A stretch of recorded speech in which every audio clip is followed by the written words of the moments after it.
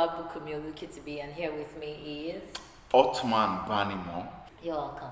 So I don't really have listed out questions. I just hope that we will have a conversation about mental health, about rest, and about movement and its effects. Basically, the relationship between mental health, rest, and movement, and how that comes together for to create like a healthy union in the body and basically in the way that we show up for ourselves and for others in life generally. Great. Wow, this is an awesome one. Yeah, I think really, when it comes to mental talk, I love it a lot, of course, yes. But then I'm also a learner, all right? We all are yeah, students so of life. we're all students forever. Yes. Yeah, and I understand that when it comes to mental health, the first thing we need to look at first is self-care, because mental health has to deal with self-care. Very true. And then anything mental, we're trying to go inwards now. And the issue or the problem people have these days is they focus on the external factors. And when we want to gain bliss, we have to go inwards. And when we have control over what's happening from within us, then we have power to control some of the external factors. In as much as we may not be able to control everything, but we need to focus, we go inwards. And when it comes to mental health, people tend to think it's not necessary. Now, this is the reason, because life itself has taught us to feel as though it is about what we see, what we feel, and all of that. But we've forgotten that it all stems from within. If we can sweep our room now, because now it's mental. If we can sweep our room because it's physical, we can see we can see the dirt, we can see it. Yeah, because it's about, and I'm trying to say inwards. Now, why I'm bringing up this is, when we sweep our room, I can see this dirt, I can see this, and we sweep. And we do it almost every day. But how much do we sweep the inside? How much of the inside do we deal with? That's what we should look at. We don't go inwards to let go of the tension, because as we grow old, responsibilities come. Now we need to pay attention to what comes from within us. I often tell people, when we're young, we never knew, or we never knew what, we were not told that this is blue, this is black, this Mr. A is this. But as it is the experiences we gain, the things we've been told. So all of this create tension. Sometimes it comes in a positive way, sometimes it comes negative. You mean our experiences? Yes, exactly. So, and as we get to a level where the mind feels really clouded, we now need to declutter. And how can we declutter? These are the things we now look at. What are the things you start to feed yourself with? This is where you go in and say, okay, fine. I, as probably a yoga teacher now, if you come to me, probably you have like a problem that has to do with mental issues, or probably you don't take time to rest because of life. We're always on the go. Busy schedules and all. And when it has you going inwards, you need to understand that going inwards means allowing for all that is on the outward to disappear. And when we say disappear, we're not saying just let everything fade away, of course, but we're saying tune in. Take a deep breath. Tune in, take a deep breath. When you take a deep breath, allow every experience from within to come, let it flow. But all you need to do within that material time is allowing for you to experience from within what is happening. Sorry to cut you. Yeah. What does it take to tune inward? I mean, like, because I know a lot of us say tune inward to know, but not everyone understands that. Thank you very much. So to tune inward, what do you need to do? What do you need to know? Is it do you need to have a particular setup, or is it just something that you know that you have to do, and then you just do? What are there steps to be able to tune inward? Beautiful. And how do you recognize that you're at a point where you really need to tune in? Because it's one thing to tune in; it's another thing to recognize that, okay, at this point, based off of the way that I feel, my mental health, and my mental capacity, I need to take a moment to shut every external thing out and actually tune into my own authenticity.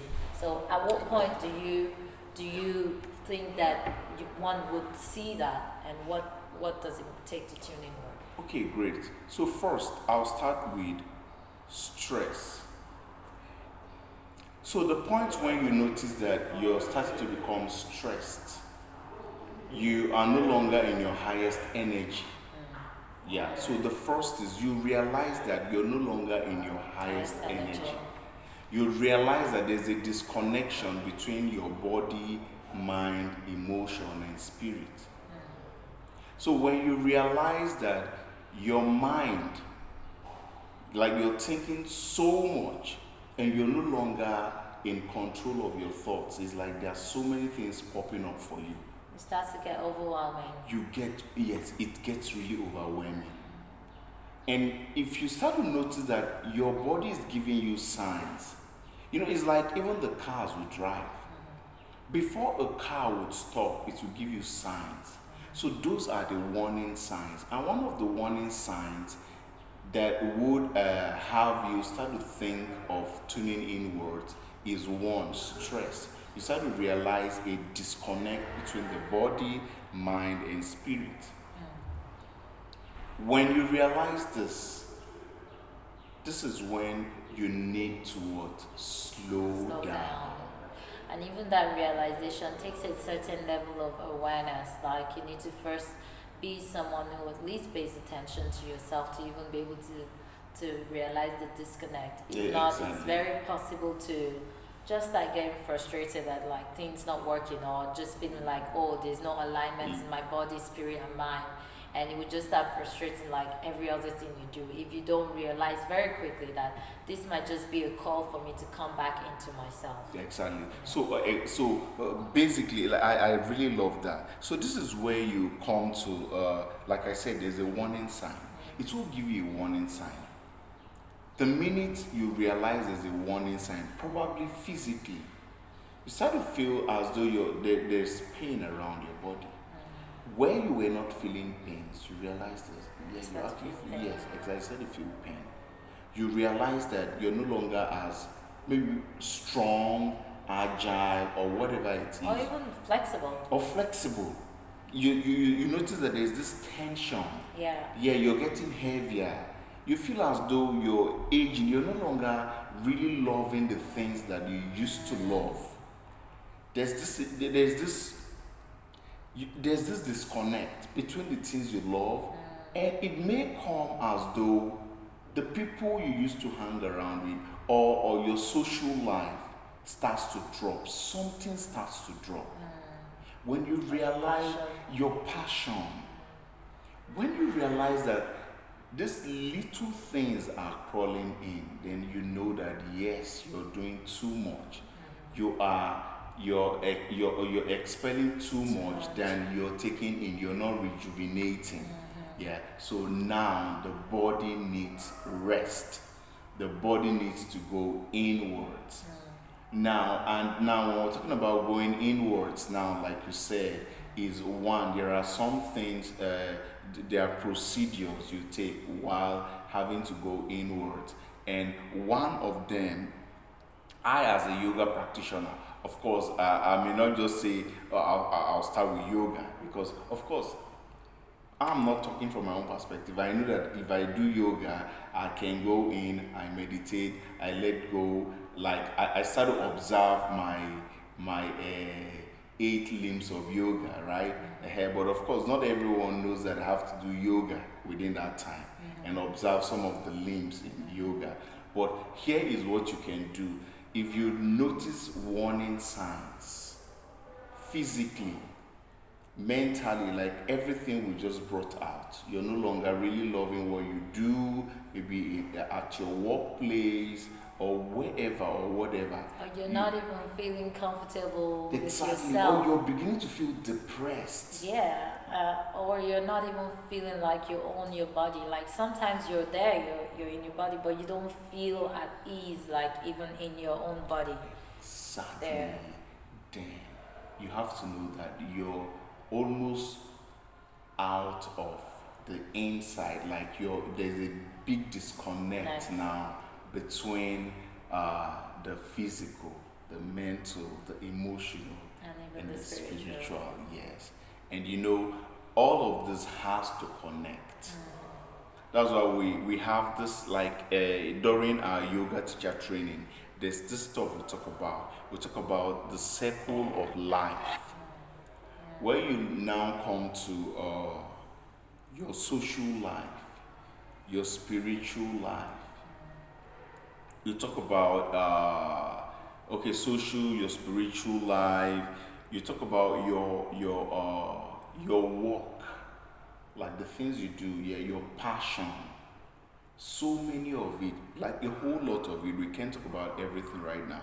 So you look at these great things you love to do. Now, are they balanced? Is your social life, because what we want in life, for you to be happy, you must come to a state of balance. If you don't balance your social life, your circle of life, that's your social life, your spiritual life, your studies and all of that, all of this put together, if you realize that they are not connecting in harmony, then you should do something. It means you have to talk to someone who is an expert in that field. A field that has to do with mental awareness. Now, Or maybe because I mean this is outside what we're discussing right now.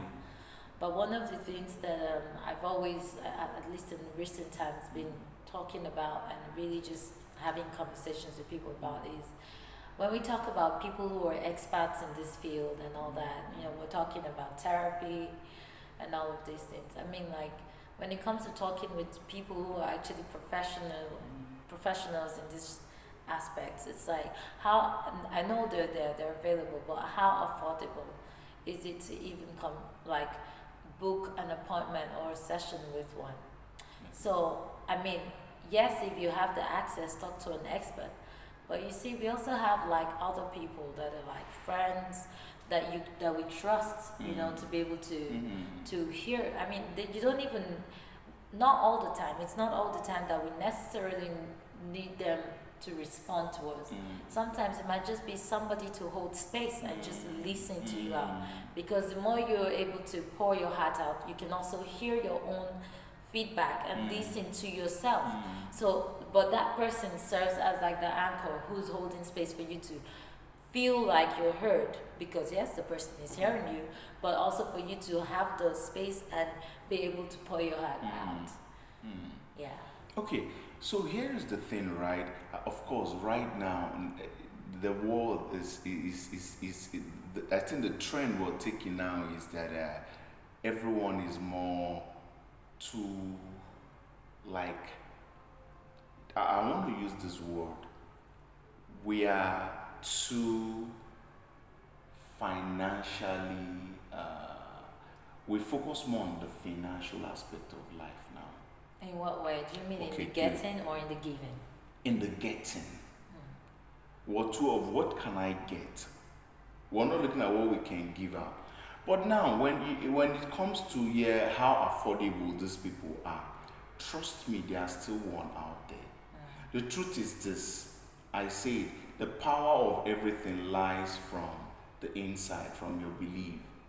Yes, some persons, of course, it's not easy to afford them, but you will find that person who will be willing to listen to you, who is affordable. It's the truth. In as much as I know that yes, a whole lot of persons right now is about what they can gain, not what they can give to the community. And of which that's what this word is about. It's about love.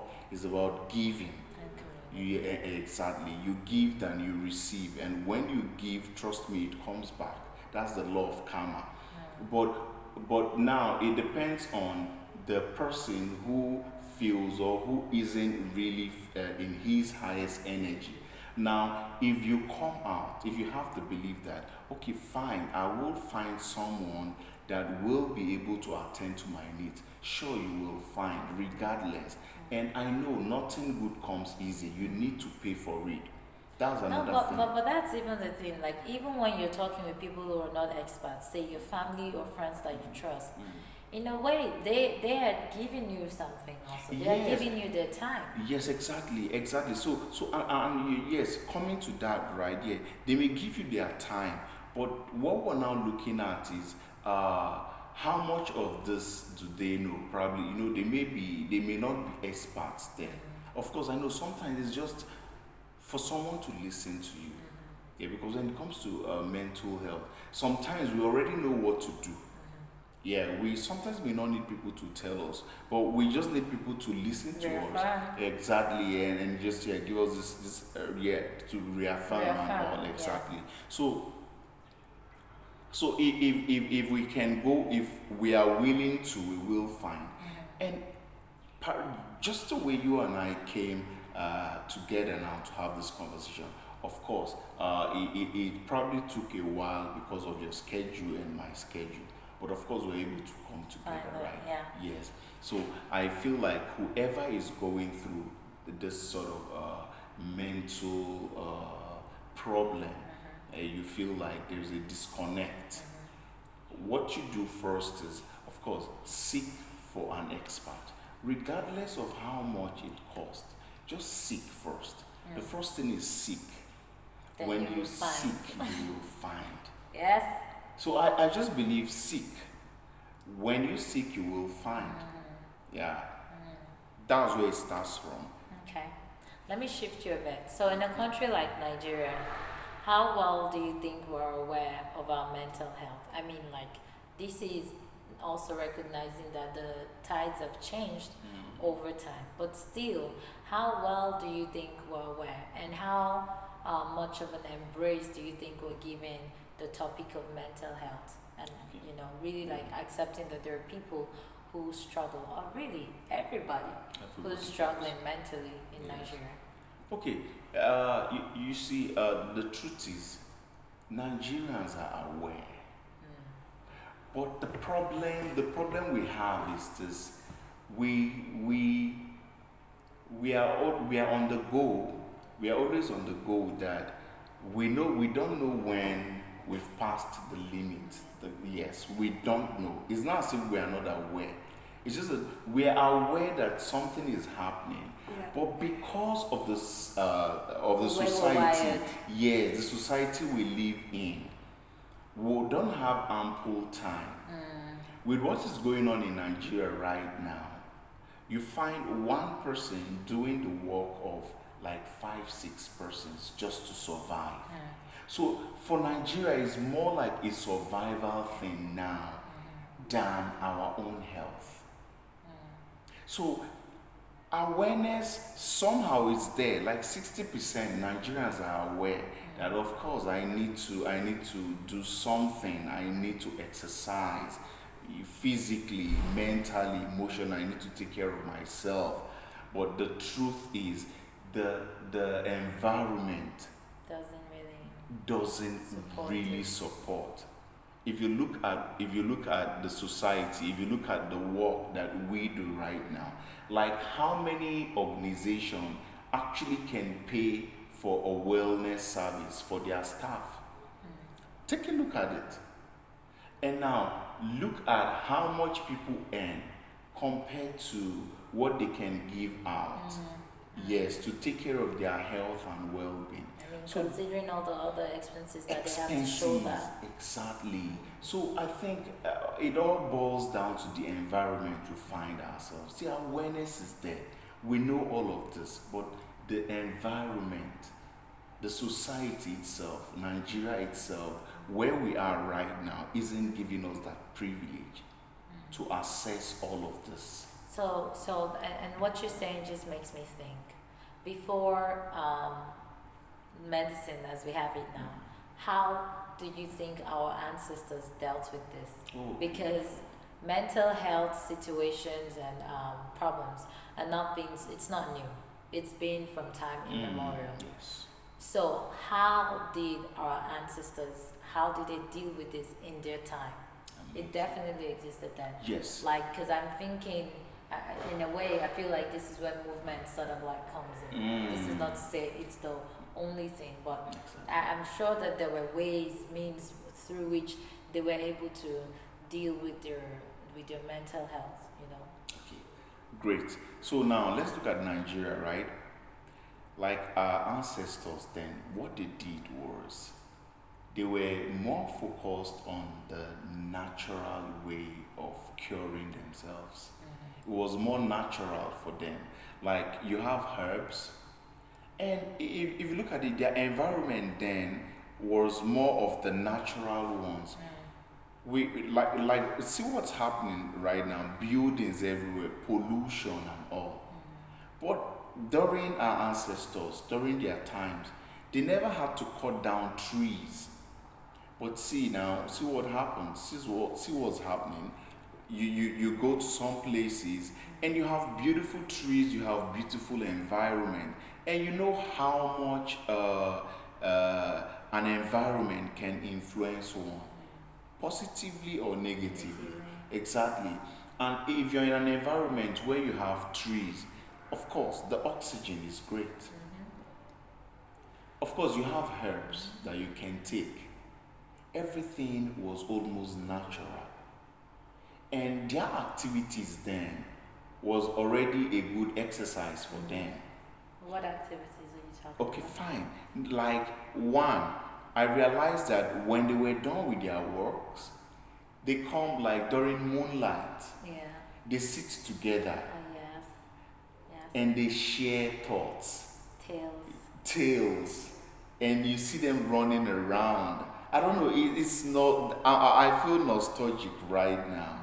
Yes, so you have like the elderly ones telling the younger ones stories and they are laughing. You see this little connection. So you see, this connection they have, like it brings them together. And they often, like you said now, tales by moonlight, like moonlight when the moon is Did you guys ever grow up watching that program, Tales by Moonlight? Did you watch it?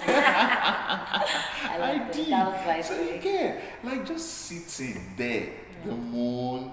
You have the older ones around, everyone in a circle. Yeah. And then, yes, they bring up topics, they bring up things, they hear history.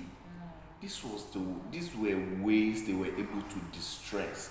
After the whole movement, of course, we know they travel long distances looking for food, hunting. But at night, they unite. And remember, connection. Lines at night they unite. What? So you get that. So that Yes. connection really helped them. But how much of that connection do we have And now. That's the problem. So that was the way our ancestors connected Very true. physically, mentally, emotionally, and spiritually.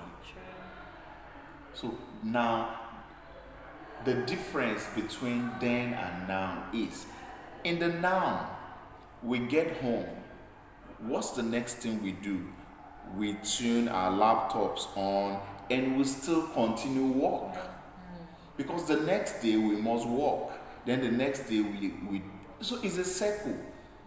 We go, we come back, we still, it's all about technology, it's all about the outside. So that's why I'm like, we don't tune in, we don't connect. But of course, I don't know if you may want me to now talk about, but I will leave you to probably figure out when I should come in, like what we should do now. But I know that our ancestors, these were the ways they were able to connect. Please go on. Yes. But right now, I think in the now, what I feel we should do more is let's embrace things like meditation. let's Preach. embrace meditation. Yes. People do not understand the power of meditation. Let me cut you, Alright. just so that you can break it down a bit. Okay, Because I okay, know that okay, when we yes. mention meditation, a lot of people think you sit in the lotus pose, your hands are in Gyan Mudra, and you close your eyes and you're chanting and whatnot. So that's the image that generally people have Actually, about you're meditation. very right. Without really like understanding what it is, to the full extent. And for some people they think it's boring and all this. So can you just say a little bit more about what meditation is and how it is done, or all the other forms in Beautiful. which it can be experienced? That's not really just sitting down, Gyan Mudra, like some of my friends have said to me. Right? Yes. Okay, thank you so much. All right, so meditation is not just sitting in your easy pose and having your mudra hands and chanting. No, there's so much about meditation. In short, if we want to talk about meditation, we may not leave here. Yes, I know. but first, we should understand that meditation is a form of practice that helps us to cleanse the inside. And how does it help us? It is about coming to the inside of it. I want to really break it down. I don't want to use big words now, so I'm looking for words to use for That the layman. simplifies. Yes, that simplifies it. So meditation is about coming in, forgetting. Yeah, you have money, right? Let's say you have money, you have a family. We know you have responsibilities. Forget every external things. Around you, even your son. You come back to them later. Now, meditation is a practice that brings us to be aware of what is happening within. Yes.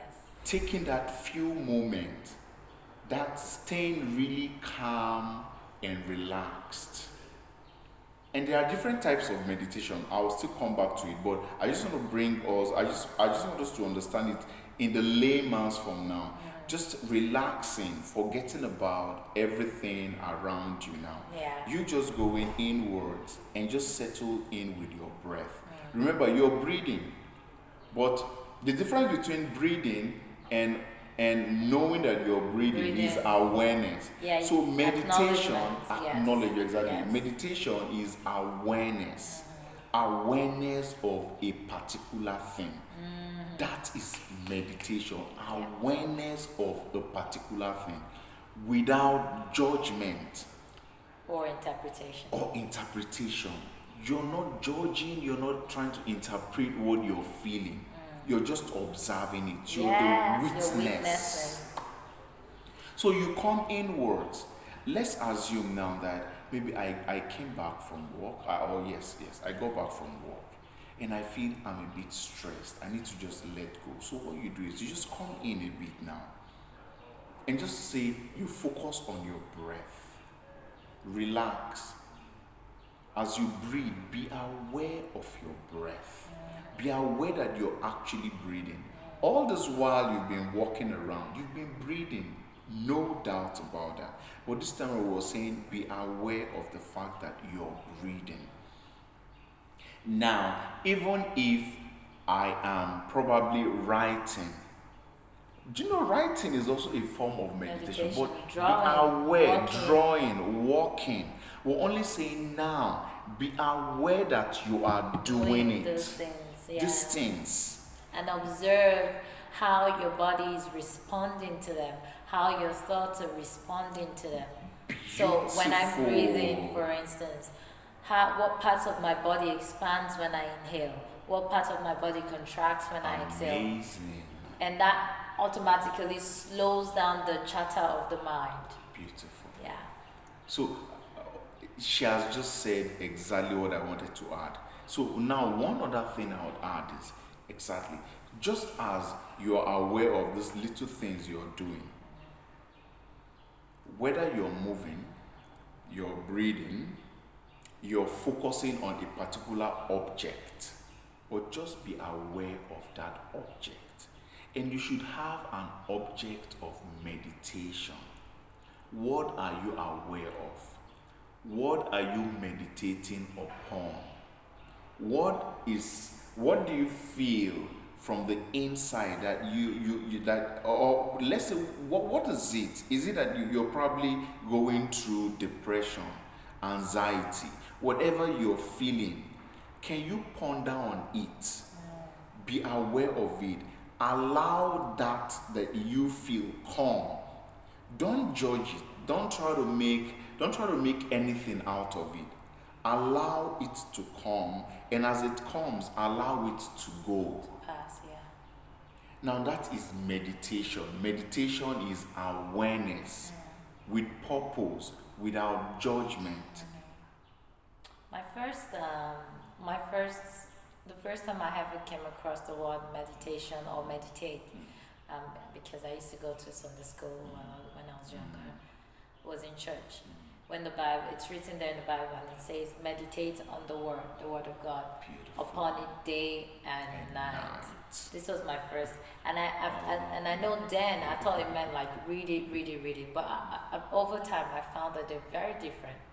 And so so sometimes for me meditation seems like an interrogation, even a moment to just sit still and really like ponder, like you say, or interrogate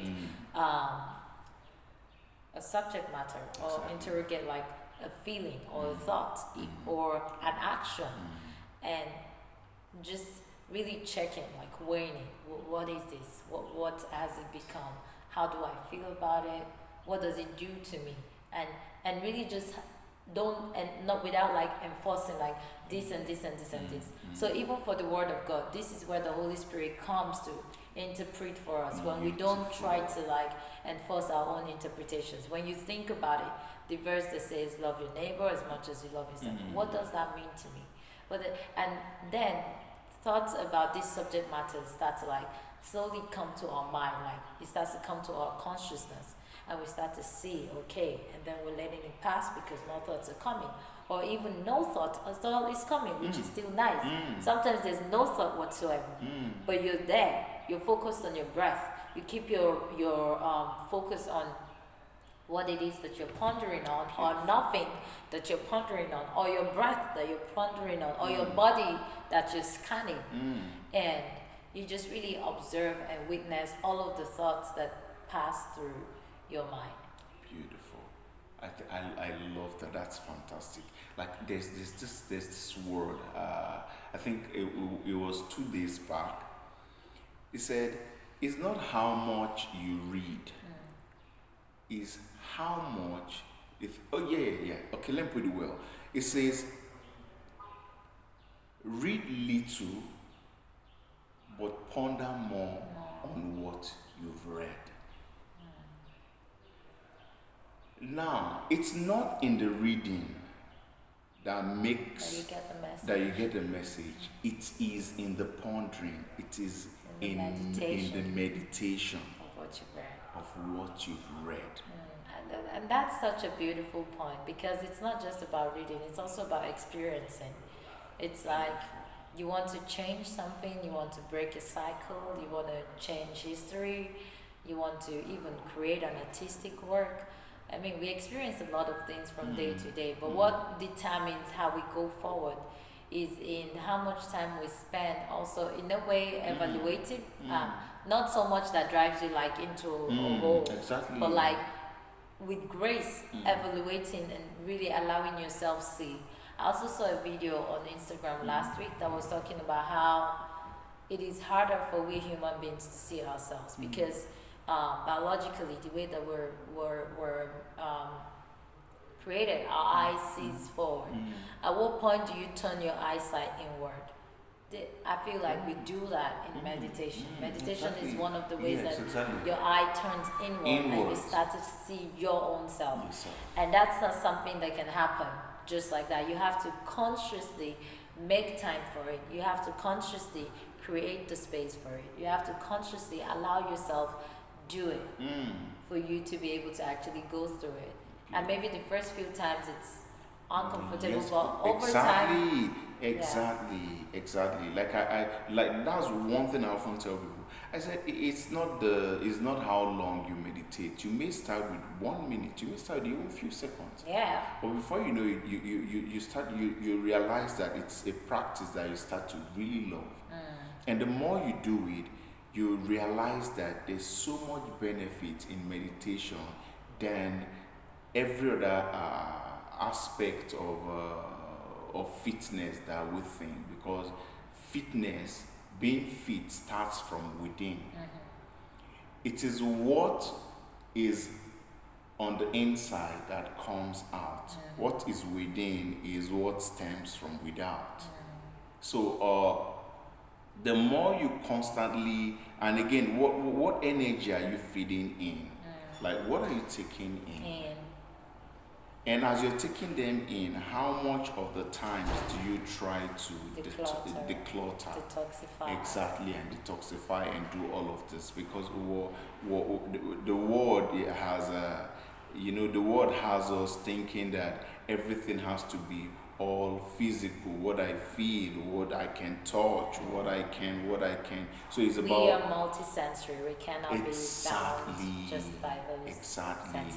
Exactly. So this is where meditation has to come in. And let's assume that I'm doing now. Let's talk about movement a bit now. Yeah. And this is where we may talk about, like, let's say yoga. Of course, yoga is also a form of meditation now. Of course, yoga, we have meditation in yoga, of course, because it's something that connects together when you look at the 8 limbs of yoga and all. Now, when I talk about yoga right now, and I want to probably break it down, I'll break it down here now for people to understand life and how you can actually solve your problems when it comes to mental issues, and I think this will really help. Okay. Now, when we talk about yoga now, we're talking about, I want to bring the 8 limbs out a bit and just hit it one after the other so that people understand. Okay. Now, we first start with our yama.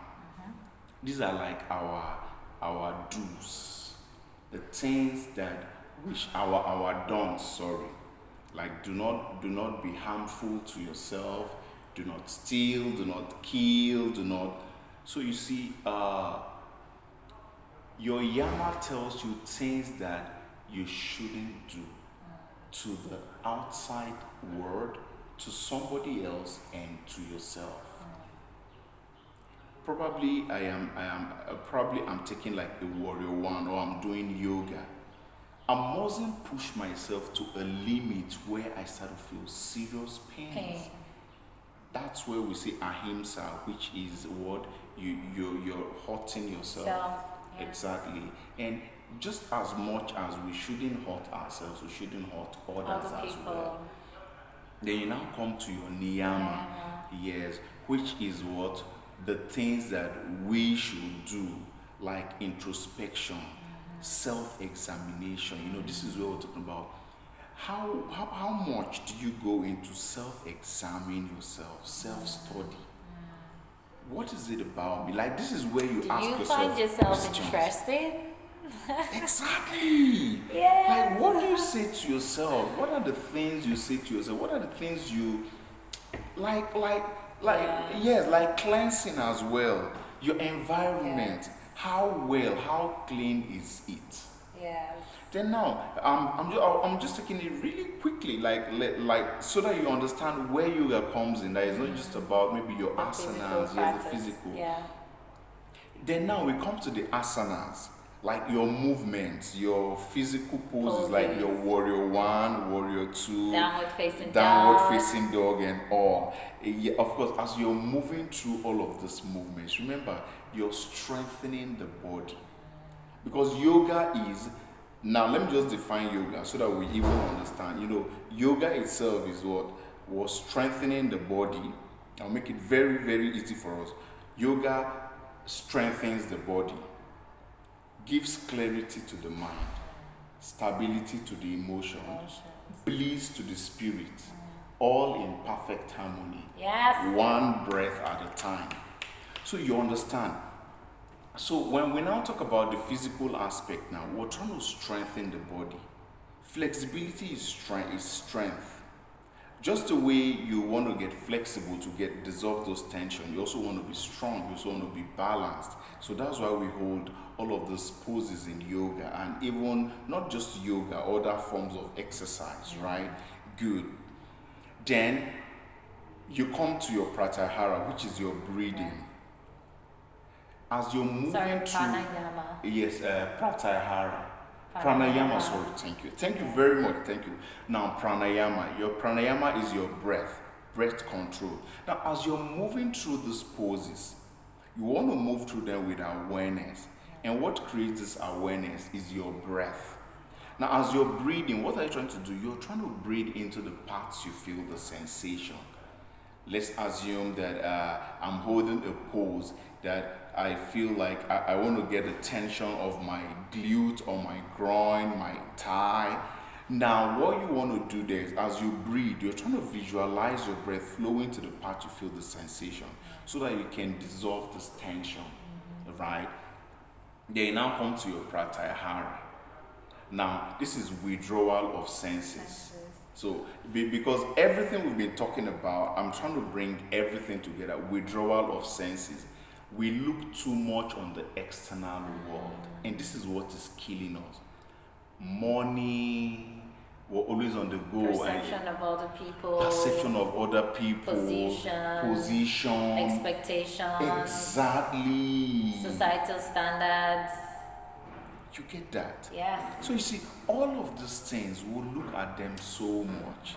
Now we're saying, let's allow this be for a while, for our own health and well-being, because you can't give what you don't have.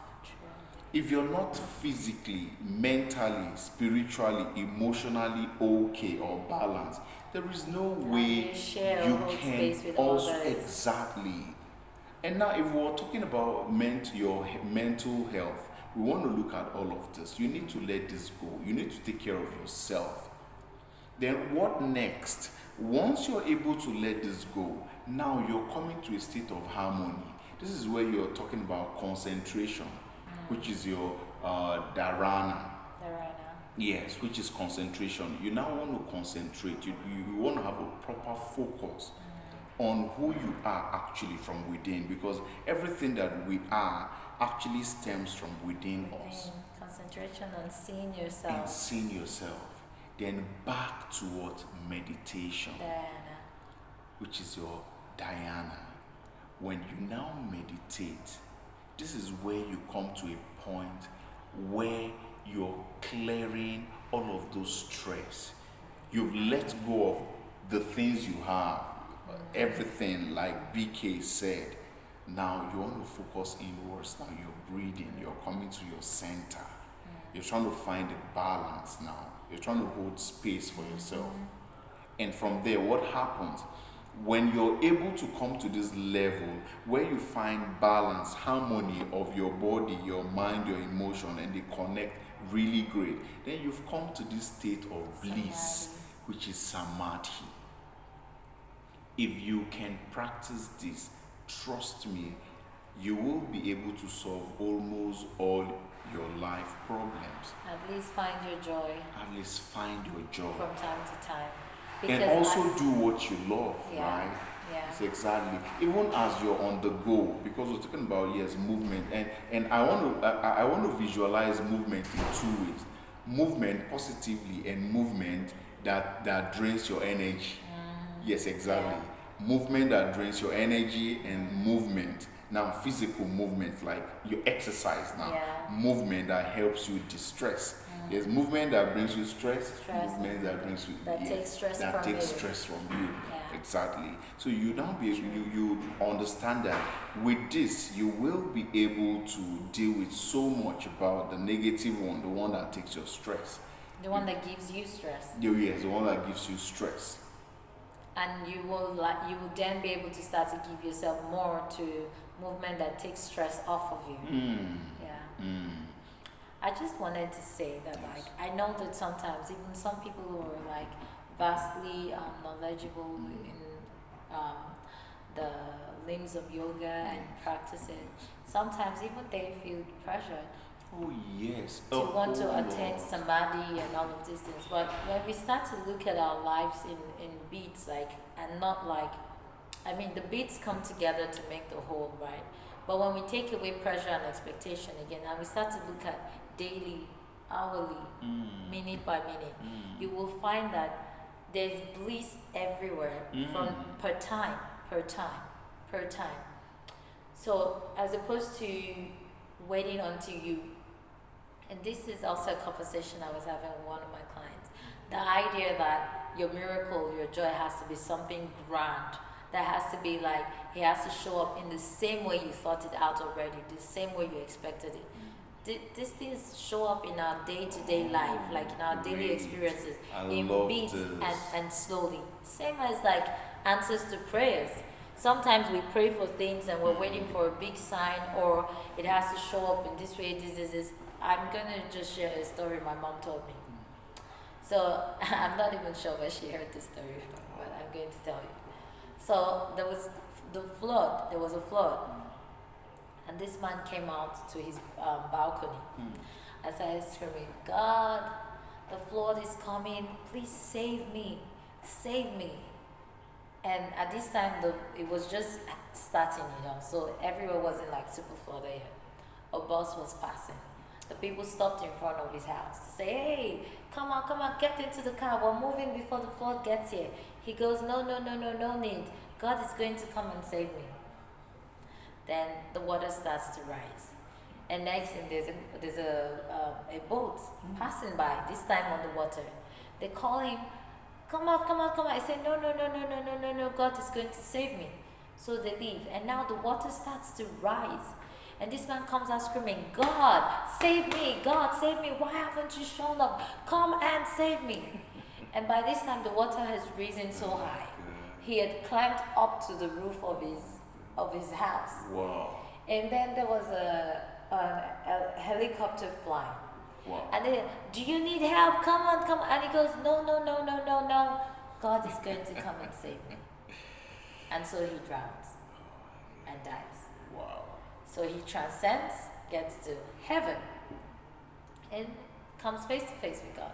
And he goes, "Why? You allowed me to die, you did this. And God said, "No, I sent you a bus. I tried to save you by a bus, a boat, and helicopter. But you didn't take any of the help." This was because in the man's mind, he was expecting, he had an image of the way his saving was going to happen. Oh, yes. But yes, like our answers, our joy, our bliss, they show up daily for us in ways that we do not like really expect them. Sometimes in the way we expect them, but a lot of times in other forms. So, and this is also the role of, from time to time through the day, taking a moment to stop, pause, breathe, and reflect from time to time daily, because then you will start to see how your joy surfaces, how there's bliss, even in your capacity to breathe. And you start to see how much more capacity you even have within you. Yes, exactly. And because of that, you're happier and can share that happiness with the world. So I just thought to say that, because when we talk about the eight names, sometimes we tend to think that it has to be grand, it has to be on this scale, it has to be perfect. But a lot of times it's just in the smallest things, smallest ways that we show up. This is inspiring. Exactly. Really. Yes. And this is just really inspiring. Like, I love the story. And you know, this is what causes human suffering. You know, we feel as though we try to control, or we already have a way we feel that our lives should be patterned. And if it is not this way, then oh no, it's no other way. But we have forgotten. So that's why we often say, and you know, part of the thing that causes stuffs like this is not because we're wise or knowledgeable or whatever. It all stems from fear and attachment. That's a whole different conversation. Like that can go Eh, for for another. another, yes. So I think if we want to say this, I think we may not end today. No, that's Yes. a whole different conversation Yeah. altogether. To be Yes. honest. Yeah. To Actually, be very but honest. this is beautiful. Yeah. But let go of the fear. Let go of the attachment. Let go of having to think that there is. Let go of creating patterns for yourself. Because when you're ready, when you have a pattern you feel your life should go, expectation is the killer of dream. Is like expectation has so much, has has killed dreams, has made people become depressed, has taken us back to where we're not supposed to be. Yeah, so what I often, or what I would love to tell people is this: never ever hold on to expectations. Have them. Have them, but don't be attached. To them. Yes. Because even the Bible Because says I love it. you should Because live yes, with exactly. expectations. Yes. So this is where I want to come. I want to come into now. Now remember, faith and expectation. Because there's this thing about there's connection of faith and expectation. See, faith actually means say it, believe it, accept that it has been done, let it go. That is what we're talking about. So when we say let go of expectation, we're not saying that do not expect. We're saying have faith that all of this has been done. Then do not allow fear crawl in, because fear is what creates expectation. And the expectation we're talking about is attachment. Because the minute you start to get scared, like, you notice you're repeating it. No, I'm going to have it. I'm going to have it. But the fact is, if I have this, right now, let's assume, okay, this is my phone, right? Yeah. I have my phone. And I know this phone is with me right now. I don't need to say, I know I have a phone. I know I have a phone. Because you already have Because I already have it. So that's what we're talking about. Faith is something you have not seen. You don't see it, but yet you know it has happened. Yes. So be very expectant. But the expectation we're saying is do not let fear allow for that. Yes, don't allow it interfere. Because whatever they said our Lord is able to do, exceeding abundantly above all that we can ever ask or imagine. Your imaginations are like you're imagining. Trust me, if you have faith that something is done already, let it go. done. Yeah. And it is done.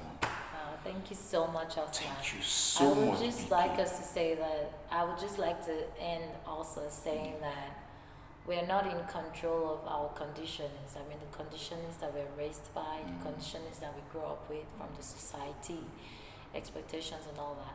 But we, each one of us, are responsible for our healing. And that, of course, takes every day. Balance is not something that comes easy. It's easier said than done. So it's like when we say expect, when we say don't expect, is to expect but also find a balance. Is to self-care but not get to a point where we become selfish. Is to meditate but not get to a point where we start to like withdraw ourselves from the whole world because the world needs you. It's really about finding a balance. And mental health situation is experienced by everyone at different capacity and different magnitudes. But we invite you today to take a moment to check in with yourself, take a moment to pause, take a moment to be still, take a moment to breathe, take a moment to acknowledge yourself in space and in time.